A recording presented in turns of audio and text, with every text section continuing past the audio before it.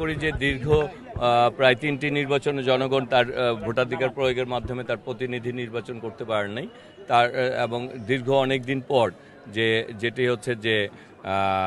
এখানে ভোটের আমরা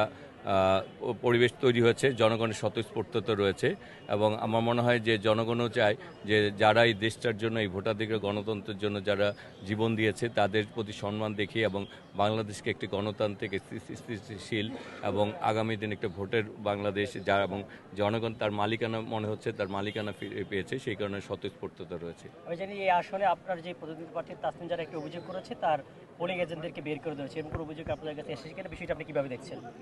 আমাকে আপনার সাংবাদিক এক ধরনের প্রশ্ন করেছেন। আমার কথা হচ্ছে যদি এই ব্যাপারে আসলে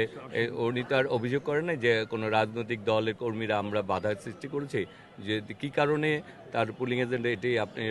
যে কেন্দ্রের দায়িত্বে রয়েছেন প্রিজাইডিং অফিসার যারা দায়িত্ব তাদেরকে আপনারা জিজ্ঞেস করতে পারেন, কারণ উনি এরকম না যে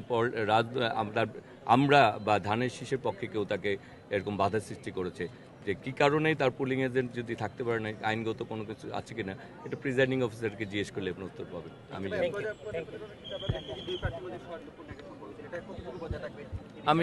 আমি তো এখনো বলছি যে বিজয় হবে আমি সবার আগে তাকে শুভেচ্ছা জানাবো ইনশাল্লাহ।